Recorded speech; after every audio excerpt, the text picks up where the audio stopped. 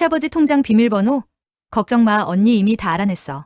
생년월일이랑 전화번호 조합하니까 바로 뚫리더라고. 그날 밤 화장실을 다녀오다가 며느리 방문 앞에서 발이 멈췄습니다. 새벽 2시였어요. 이 시간에 누구랑 통화를 하나 싶어서 귀를 기울였는데 며느리 목소리가 또렷하게 들려왔죠. 언니도 알잖아. 요즘 시아버지 귀 잘 안 들리신다고 앞에서 큰 소리로 떠들어도 전혀 못 들으시니까. 완전 기회야. 지금 아니면 언제 하겠어. 심장이 쿵 내려앉더군요. 70평생 살면서 이런 기분은 처음이었습니다. 내가 잘못 들은 건가 싶어서 숨을 죽이고 더 들어봤어요. 아파트 시세 확인했어. 요즘 강남이 얼마나 올랐는데 부동산에서 최소 35억은 나온대. 거기다가 목동상가 8억이랑 경기도 땅 5억, 그리고 예금이랑 주식까지 합치면 시아버지 재산이 거의 50억 넘을 거야. 손이 덜덜 떨렸습니다. 며느리 입에서 나오는 숫자들이 너무 정확해서 소름이 돋았어요. 대체 언제부터 내 재산을 이렇게 샅샅이 조사한 걸까요? 며느리는 계속 말을 이어갔습니다. 걱정은 무슨, 시아버지는 건강도 안 좋으시잖아. 지난주에 병원에서 검사 받으실 때 의사 선생님이 그러시던데 당뇨도 있고 혈압도 높아서 앞으로 얼마 못 사신대. 우리가 미리미리 준비 안 해두면 나중에 세금으로 반이나 날아간다고. 그러니까 지금 당장 움직여야 한다니까. 더 이상 듣지 못하고 방으로 돌아왔습니다. 침대에 누웠지만 잠이 올 리가 없었죠. 천장만 멍하니 바라보며 지난 5년을 떠올렸어요. 며느리는 정말 착했습니다. 아내가 세상을 떠난 뒤 혼자 외롭게 지내던 저를 친딸처럼 챙겨줬어요. 매일 아침 일찍 일어나서 직접 차려준 밥상. 약 시간 되면 물 한 컵과 함께 꼬박꼬박 챙겨주던 따뜻한 손길, 병원 갈 때마다 운전해서 데려다주고 진료실까지 함께 들어와서 의사 선생님 말씀 하나하나 메모하던 그 세심한 모습들, 그게 다 계산이었다니 도저히 믿을 수가 없었어요. 며느리가 했던 말들이 자꾸만 귓가에 맴돌았습니다. 아버님, 재산 50억 세금 미리미리 준비 얼마 못 사신대. 그 단어 하나하나가 가슴에 대못을 박는 것 같았어요. 아침 해가 떠올랐지만 전 한숨도 못 잤습니다. 거울을 보니 눈이 충혈되어 있더군요. 세수를 하고 거실로 나왔는데 며느리가 벌써 부엌에서 아침 준비를 하고 있었어요. 아버님 주무셨어요? 아버님 안색이 안 좋으신데 괜찮으세요? 어젯밤에 잠 설치셨어요? 며느리는 평소처럼 환하게 웃으면서 제게 다가왔습니다. 하지만 이제는 그 미소가 다르게 보였어요. 그 미소 뒤에 숨겨진 계산이 너무나 선명하게 보이더군요. 아니다, 괜찮아. 그냥 나이 들어서 잠이 잘 안 오더구나. 에이, 그러시면 안 되죠. 오늘 날씨도 좋은데 아침 드시고 공원에 산책 나가실래요? 제가 모시고 갈게요. 며느리는 여전히 친절했습니다. 하지만 이제 그 친절의 진짜 의미를 알게 된 저는 더 이상 속을 수가 없었어요. 며느리의 모든 행동 하나하나가 계산된 것처럼 느껴졌죠. 밥을 먹는 내내 며느리를 관찰했습니다. 약을 챙겨주면서 아버님 약 드세요라고 말하는 그 목소리. 국그릇을 가져다 주면서 뜨거우니까 조심하세요라고 당부하는 그 표정, 모든 게 연기처럼 보였어요. 식사를 마치고 방으로 돌아왔습니다. 침대에 앉아서 생각에 잠겼어요. 대체 언제부터였을까? 며느리가 나를 이렇게 이용하기로 마음먹은 게 언제부터였을까? 아니면 처음부터 그럴 생각이었던 걸까? 머릿속이 복잡했습니다. 하지만 한 가지는 확실했어요. 더 이상 가만히 당하고만 있을 수는 없다는 것. 내가 평생 모은 재산을 이렇게 쉽게 빼앗길 수는 없다는 거였죠. 며느리의 이상한 행동들이 하나둘씩 눈에 들어오기 시작했습니다. 생각해보니 일주일 전에도 이상한 일이 있었어요. 며느리가 서재에 있는 서류들을 뒤적이고 있었거든요. 제가 못 찾니? 라고 물었더니 깜짝 놀라는 표정을 지으면서 아버님 놀랐잖아요. 부동산 등기부등본 어디 있으세요? 재산세 내야 하는데 제가 대신 처리해 드릴게요 라고 했었죠. 그때는 효심이 깊은 며느리라고 생각했는데 지금 생각해보니 그게 아니었어요. 제 재산이 정확히 얼마나 되는지 파악하려던 거였던 겁니다. 며느리는 요즘 들어 유독 병원 이야기를 자주 꺼냈습니다. 아버님 요즘 깜빡깜빡 하시는 것 같아요. 어제도 같은 말씀 2번 하셨잖아요. 병원에서 검사 한번 받아보시는 게 어때요? 요즘 치매 조기 진단이 중요하대요. 사실 전 멀쩡했거든요. 오히려 며느리보다 기억력이 더 좋았죠. 지난주 손주 학교 행사 날짜도 제가 먼저 기억해서 알려줬고 며느리가 깜빡한 집안 행사도 제가 챙겨줬어요. 하지만 며느리는 계속해서 제가 건강이 안 좋다는 식으로 주변 사람들한테 말하고 다녔어요. 어느 날 며느리가 또 전화 통화를 하더군요. 이번엔 오후 시간대였어요. 거실에서였죠. 저는 방에 있는 척하면서 문을 살짝 열어두고 조용히 들었습니다. 응, 세무사한테 다 물어봤어. 아버님 명의로 계속 있으면 나중에 상속세가 장난 아니래. 지금 미리 명예 이전해 두면 절세도 되고 일석이조잖아. 그것도 모르고 가만히 있으면 나중에 세금만 엄청 내고 우리 손에 남는 건 반토막이라고. 상대방이 뭐라고 했는지 며느리가 짜증 섞인 목소리로 대답했어요. 아니. 그러니까 빨리 후견인 신청을 하라니까. 아버님 판단 능력이 없다는 의사 진단서만 받으면 되는데. 병원에서 협조받기로 했다고 담당 의사한테 이미 말 다 해놨어. 가슴이 철렁 내려앉았습니다.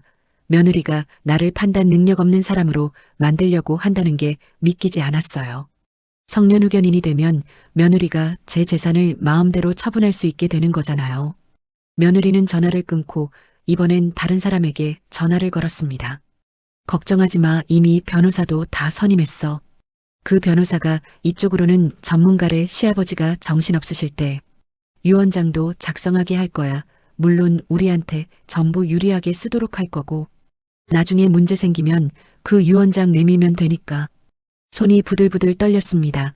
평생 모은 재산을 지키려고 젊은 시절 얼마나 고생했는지. 20대에 무작정 상경해서 공장 말단 직원으로 시작했던 그때 새벽 4시에 일어나서 밤 11시까지 일했던 그 시절. 주말도 없이 일만 했던 그 긴 세월들이 주마등처럼 스쳐 지나갔어요.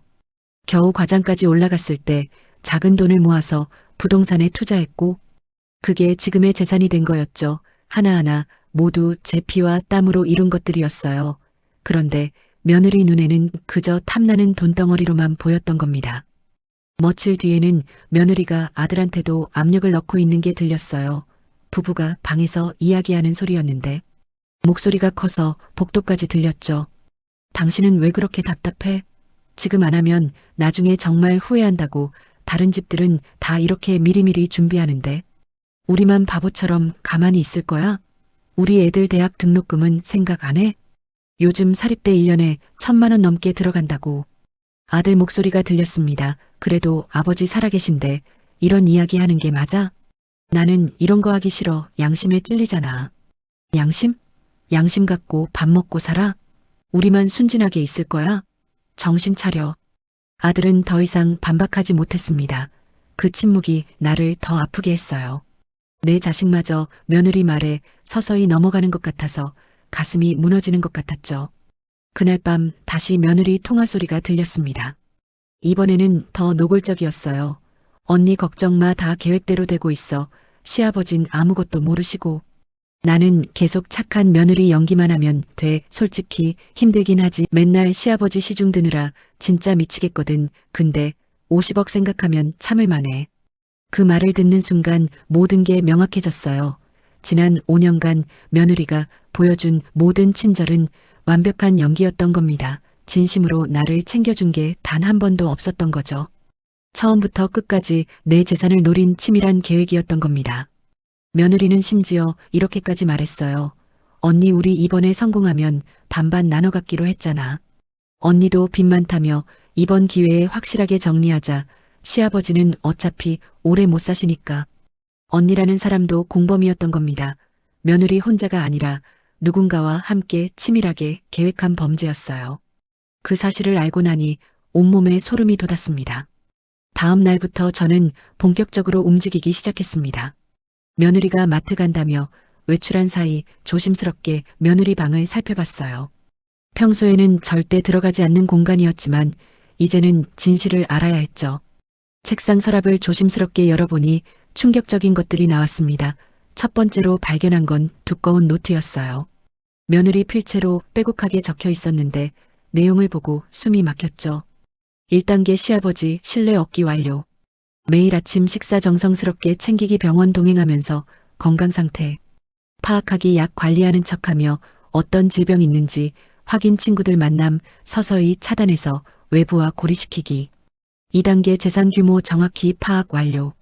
부동산 세계 강남 아파트 35억 목동 상가 건물 8억 경기도 토지 5억 농협 예금 1억 5천 기업은행 예금 5천 주식 투자금 1억 총 51억 추정 3단계 판단력 저하 유도 진행 중 수면제 과다 투여로 인지 기능 점진적 저하 유도 병원에서 치매 진단받도록 의사와 사전 협의 주변 사람들한테 치매 증상이 있다고 소문내기 4단계 법적 절차 진행 준비 중 성년 의견인 신청서 작성 명예 이전 및 재산 처분 절차 준비 유언장 위조 또는 새로 작성하게 만들기 손이 덜덜 떨렸습니다. 이게 정말 사람이 할 짓인가 싶었어요. 며느리는 치밀하게 단계별로 모든 걸 계획했던 거였죠. 특히 수면제 과다 투여라는 부분을 보고 치가 떨렸습니다. 서랍을 더 뒤적이니 서류들이 나왔어요. 부동산 중개사무소에서 받아온 매물 정보지들이었습니다. 제 강남 아파트와 비슷한 조건의 아파트들 시세가 자세히 적혀 있었어요. 며느리가 얼마나 꼼꼼하게 조사했는지 알 수 있었죠. 요양원 팸플릿도 여러 장 있었습니다. 고급 실버타운 프리미엄 요양시설 같은 화려한 문구들이 적혀 있었지만 자세히 보니 전부 지방에 있는 곳들이었어요. 며느리는 저를 서울에서 멀리 떨어진 곳으로 보내버릴 계획이었던 겁니다. 세무사 상담 기록도 발견했습니다. 고령자 재산 이전 시 절세 방법, 증여세 vs 상속세 비교 부동산 명예 이전 최적 시기 같은 메모들이 빼곡했어요. 며느리는 이미 전문가들과 상담까지 다 받아놓은 상태였습니다. 그리고 가장 충격적이었던 건 제 명의로 된 모든 자산 목록이 정리된 엑셀 파일 출력본이었습니다. 부동산 주소 면적 예상 시세 은행 계좌번호 예금액 주식 종목과 수량까지 모든 게 상세하게 적혀 있었어요. 며느리는 제가 가진 모든 재산을 이미 완벽하게 파악하고 있었던 겁니다. 심지어 제가 까맣게 잊고 있던 20년 전에 만든 우체국 계좌까지 알고 있더군요. 대체 어떻게 알아낸 건지 정말 소름이 돋았습니다. 책상 위에는 명함이 여러 장 놓여 있었어요. 변호사, 세무사, 부동산 중개인 심지어 병원 의사 명함까지 있었죠. 며느리는 이미 필요한 전문가들을 다 섭외해 놓은 상태였습니다. 명함 뒷면에는 며느리가 직접 쓴 메모들이 있었어요. 상속세 최소화 방법, 문의 긴급명예 이전 가능 여부, 성년 의견인 신청 요건 및 절차 치매 진단서 발급 협조 가능한지 같은 내용들이었죠. 가장 충격적이었던 건 작은 약봉지였습니다. 며느리가 저한테 매일 아침 먹이던 영양제라며 준 알약들이 담긴 봉지였어요. 봉지에 붙어있는 약국 라벨을 자세히 보니 수면제였습니다. 그것도 일반 용량의 2배나 되는 고용량이었어요. 며느리는 저를 계속 졸리고 멍한 상태로 만들려고 했던 거예요. 그래야 병원에서 치매 진단을 받기 쉬우니까요. 그동안 제가 왜 자꾸만 피곤하고 머리가 무겁고 멍한지 이제야 이유를 알겠더군요. 며느리가 몰래 수면제를 먹이고 있었던 겁니다. 노트 뒷장에는 더 끔찍한 내용이 적혀 있었어요. 시아버지 건강 악화시키는 방법 연구, 약물 과다 투여, 영양 불균형 유도, 스트레스 증가시키기, 이건 거의 살인 미수 수준이었습니다. 휴대폰도 발견했습니다. 며느리가 충전하다가 놔둔 거였어요. 잠금이 안 되어 있어서 메시지를 열어봤는데 언니라는 사람과 주고받은 대화들이 가득했죠. 언니 요즘 시아버지한테 수면제 먹이니까 확실히 멍해지신 말도 어눌해지고 반응도 느려짐 이제 슬슬 병원 데려가서 진단받게 해야겠어. 잘하고 있네. 동생아 조금만 더 참아 곧 끝나. 우리 목표까지 얼마 안 남았어. 언니 나 진짜 힘들어. 맨날 시아버지 앞에서 착한 며느리 연기하느라 미치겠어. 진짜 빨리 끝내고 돈 챙겨서 우리 해외여행 가자. 뒤로 가면 갈수록 내용은 더 노골적이었습니다. 시아버지 진짜 징그러워. 늙으니 특유의 냄새나고 말씀하실 때 침 튀는 거 정말 역겨워 죽겠어. 돈만 아니었으면 진작 도망갔지. 50억 생각하면서 겨우겨우 참고 있어. 가슴이 무너지는 것 같았습니다. 5년 동안 저를 진심으로 챙겨준다고 믿었던 며느리의 진짜 속마음이 이런 거였다니 모든 게 돈 때문이었던 겁니다. 단 하루도 진심으로 저를 대한 적이 없었던 거죠. 며느리와 언니의 대화는 계속 이어졌어요. 다음 주에 변호사 만나서 최종 확인하기로 했어. 후견인 신청하면 바로 부동산부터 처리할 거야. 좋아. 나도 빚쟁이들이 목에 칼 들이대고 있어서 빨리빨리 진행해야 돼. 저는 모든 증거를 사진으로 남겼습니다. 노트 서류들, 약봉지, 핸드폰 메시지 모든 걸 꼼꼼하게 찍어서 제 핸드폰에 저장했어요. 이건 나중에 꼭 필요할 거라는 생각이 들었거든요. 증거를 확보하고 나니 오히려 마음이 차분해졌습니다. 이제 며느리의 계획을 막을 수 있다는 확신이 들었거든요. 증거를 확보한 다음 날부터 저는 철저하게 준비하기 시작했습니다. 먼저 며느리 몰래 병원을 찾아갔어요. 평소 며느리가 데려가던 병원이 아니라 완전히 다른 곳으로 갔죠. 며느리가 절대 알면 안 됐으니까요. 진료실에 들어가서 의사 선생님께 며느리가 저한테 먹이던 약을 보여드렸습니다. 선생님, 이게 무슨 약인지 확인 좀 해주실 수 있을까요?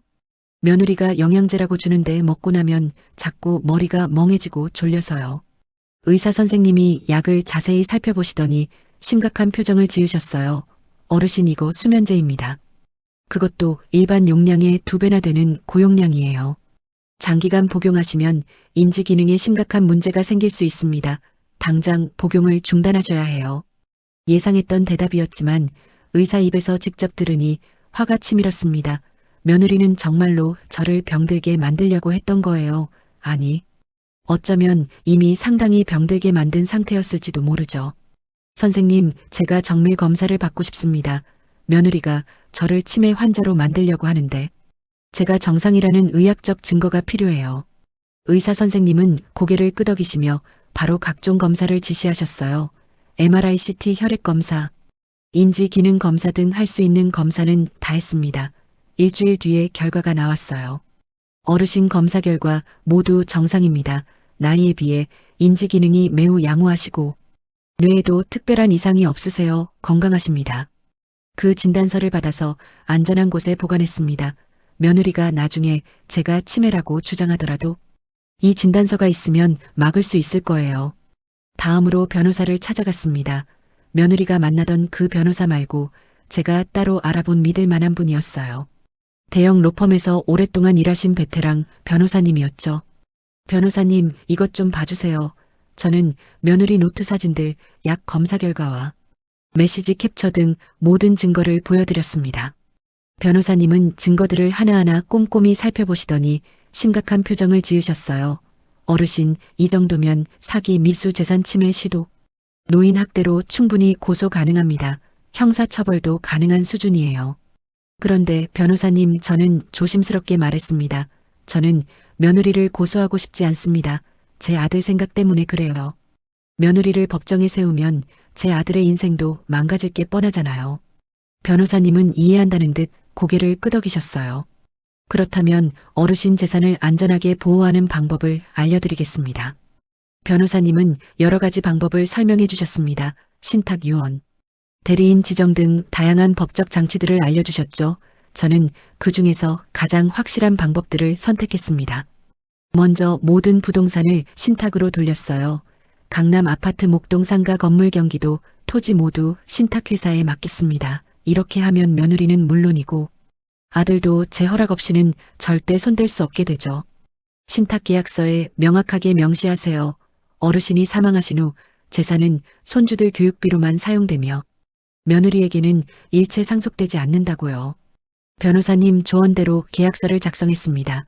심지어 며느리가 나중에 아들을 협박해서 재산을 가로채려 할 가능성까지 대비해서 아들도 함부로 처분할 수 없게 만들었어요.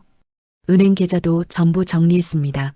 며느리가 비밀번호를 알고 있다던 계좌들은 모두 해지하고 새로운 은행에 새 계좌를 만들었어요. 비밀번호도 며느리가 절대 추측할 수 없는 무작위 숫자로 설정했죠. 특히 중요한 건 며느리가 모르는 계좌를 만드는 거였습니다. 제 예금 대부분을 새 계좌로 옮겼고 그 은행은 며느리한테 절대 말하지 않기로 했어요. 유언장도 다시 작성했습니다. 공증인 사무실에 가서 제 정신이 완전히 멀쩡하다는 걸 확인받고 법적 효력을 확실하게 했어요. 유언장에는 명확하게 적었습니다. 며느리에게는 단 1원도 상속하지 않는다. 모든 재산은 손주들을 위해 사용되며 아들은 관리만 할 수 있다. 며느리가 나중에 유언장을 위조하거나 무효화하려고 해도 소용없게 만들었죠. 공증까지 받았으니 법적으로 완벽했습니다. 집 안 곳곳에 몰래 녹음기도 설치했습니다. 요즘 나오는 초소형 녹음기는 정말 작아서 아무도 눈치채지 못하더군요. 거실, 며느리 방, 안방, 주방 모든 곳에 설치해뒀어요. 며느리가 또 수상한 통화를 하거나 다른 사람들과 음모를 꾸미면 전부 녹음될 겁니다. 나중에 필요하면 증거로 쓸 수 있게요. 한 달 넘게 조용히 철저하게 준비했습니다. 며느리는 전혀 눈치채지 못했어요. 여전히 저를 멍청하고 무력한 노인으로만 봤죠. 매일 아침 수면제 섞은 약을 주면서 착한 며느리 연기를 계속했습니다. 하지만 저는 이제 그 약을 먹지 않았어요. 며느리 눈앞에서 먹는 척만 하고 나중에 화장실에서 몰래 뱉어냈죠. 며느리가 방심하도록 여전히 졸린 척, 멍한 척 연기를 했습니다. 며느리는 점점 더 대담해졌어요. 아버님 다음 주 화요일에 병원 같이 가요. 정밀 검사 받아보시는 게 좋을 것 같아요. 요즘 자꾸 같은 말씀 반복하시잖아요. 제가 그런 적이 없는데도 며느리는 거짓말을 했습니다. 치매 진단을 받게 하려는 수작이었죠. 그래, 그러자꾸나. 내 말대로 하마 저는 순순히 고개를 끄덕였습니다. 며느리가 완전히 방심하게 만들려고요. 그날 밤 며느리는 또 통화를 했습니다. 제가 설치한 녹음기가 모든 걸 녹음하고 있었죠. 언니 드디어 다음 주 화요일에 병원 간대. 거기 의사 선생님한테 미리 다 부탁해뒀으니까 치매 진단서 무조건 받을 수 있을 거야. 진단서만 나오면 바로 후견인 신청 들어가고 그 다음에는 일사천리야. 며느리가 의사까지 매수했다는 증거를 확보한 겁니다. 이제 준비는 끝났어요. 며느리에게 진실을 보여줄 시간이 다가왔습니다. 드디어 그날이 왔습니다. 일요일 아침이었어요. 저는 일찍 일어나서 아들과 며느리를 거실로 불렀습니다. 오늘 너희한테 중요한 얘기가 있다. 둘 다 거실로 나와라. 며느리는 약간 긴장한 표정이었지만 여전히 여유로워 보였어요. 자기 계획이 완벽하다고 믿고 있었으니까요. 아들은 영문도 모른 채 졸린 눈을 비비며 나왔죠. 테이블 위에 두꺼운 서류 뭉치를 올려놨습니다. 며느리가 그걸 보고 살짝 긴장하는 게 보였지만 여전히 태연한 척했어요. 뭔데요, 아버님? 무슨 일 있으세요? 내 재산 정리 서류다. 저는 차분하지만 단호한 목소리로 말했습니다. 모든 부동산은 신탁으로 넘어갔다. 통장도 전부 새로 만들었고 유언장도 공증까지 받아서 다시 작성했다. 며느리 얼굴이 미묘하게 굳어지는 게 보였습니다. 갑자기 왜 이러세요, 아버님? 저희한테 말씀도 안 하시고 혼자 그런 중요한 결정을 하시면 어떡해요? 저는 며느리를 똑바로 쳐다봤습니다. 내가 나 몰래 세운 그 치밀한 계획들도 나한테 미리 말했더냐? 며느리 얼굴이 순식간에 하얗게 질렸어요. 옆에 앉은 아들은 무슨 일인지 전혀 모르겠다는 표정으로 우리를 번갈아 봤죠. 저는 며느리가 적어둔 노트 사진을 꺼내서 테이블 위에 올려놨습니다. 1단계 시아버지 신뢰 얻기 완료, 2단계 재산 규모 파악 완료, 3단계 판단력 저하 유도 진행 중, 4단계 법적 절차 준비 중. 이게 다 뭔지 설명 좀 해주겠니? 그건 며느리는 말을 제대로 잇지 못했어요. 손이 떨리고 있었죠. 내가 나한테 5년 동안 먹인 약도 검사 맡겼다. 저는 약 봉지 사진과 검사 결과지를 보여줬습니다. 고용량 수면제더구나. 나를 멍하게 만들어서 치매 진단받게 하려던 계획 맞지? 의사 선생님이 그러시던데. 이런 약을 장기간 먹으면 정말로 치매 올 수도 있대. 아들이 충격받은 표정으로 며느리를 봤습니다. 당신 이게 대체 무슨 짓이야? 이게 사실이야? 며느리는 고개를 돌렸어요. 눈물이 흘러내리기 시작했지만 저는 동정심이 들지 않았습니다. 내가 언니라는 사람이랑 주고받은 메시지도 다 봤다. 저는 핸드폰 캡처 사진들을 하나씩 꺼냈어요. 시아버지 징그럽다, 냄새난다. 침 튀는 거 역겹다, 50억 생각하면서 겨우 참는다. 5년 동안 이런 생각하면서 매일 내 앞에서 착한 며느리 연기를 한 거지. 며느리가 떨리는 목소리로 말했어요. 죄송해요. 아버님, 제가 정말 잘못했어요. 용서해 주세요.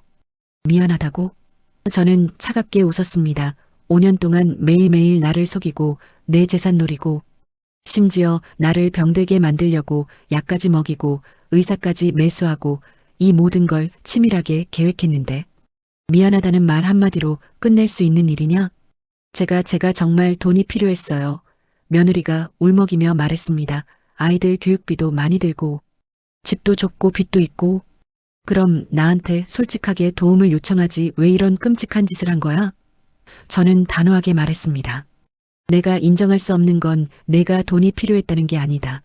나를 속이고 이용하고 병들게 만들려고 한 그 악랄한 마음씨가 문제라는 거야. 5년 동안 단 한 번이라도 진심으로 나를 대한 적이 있었니? 며느리는 대답하지 못했어요. 아들이 머리를 감싸주며 중얼거렸습니다. 이럴 수가 내가 몰랐어. 아버지 정말 죄송합니다. 알아 아들아 저는 아들을 봤습니다. 내 잘못은 아니다. 너도 속은 거니까 하지만 이제 선택을 해야 할 때다. 며느리에게 다시 시선을 돌렸습니다. 내가 세무사 변호사 부동산 중개인 만나며 알아본 것들 다 알고 있어. 요양원 팸플릿 부동산 매물 정보. 심지어 병원 의사 매수한 것까지 전부 다. 며느리는 완전히 무너져 내렸어요. 제발 용서해 주세요. 정말 다시는 이런 짓 안 할게요. 아버님 제발요. 용서? 저는 쓴웃음을 지었습니다. 5년 동안 매일 독약 먹이며 날 속인 사람한테 무슨 용서를 해줘야 하지? 내가 진심으로 나를 챙긴 날이 단 하루라도 있었어? 아니면 처음부터 끝까지 전부 연기였어? 며느리는 아무 대답도 하지 못했어요. 그게 답이었죠. 저는 마지막 서류를 꺼냈습니다. 이혼 합의서다. 아들아, 내가 직접 결정해라. 이 사람이랑 계속 살 건지 아니면 이혼할 건지. 아버지. 아들이 힘없는 목소리로 말했습니다. 시간을 좀 주세요. 생각할 시간이 필요해요. 좋다. 일주일 준다. 저는 고개를 끄덕였습니다. 그리고 명심해라, 며느라. 내가 만약 또 이상한 시도를 한다면. 저는 경찰서에 제출할 고소장을 보여줬습니다. 언제든지 제출할 준비가 되어 있다. 사기 미수 재산 침해, 시도 노인 학대상해, 미수 제목은 충분하고도 남는다. 변호사가 그러던데 실형도 충분히 가능한 사안이래. 며느리는 바닥에 주저앉아 펑펑 울기 시작했어요. 하지만 저는 더 이상 동정심이 들지 않았습니다. 5년 동안 저한테 한 짓을 생각하면 이 정도는 약한 겁니다. 그리고 하나 더 저는 마지막으로 말했습니다. 내 공범인 언니라는 사람도 조사 중이다. 둘이 짜고 한 범죄니까 그 사람도 책임을 져야 할 거야. 며느리 얼굴이 더욱 하얗게 질렸습니다.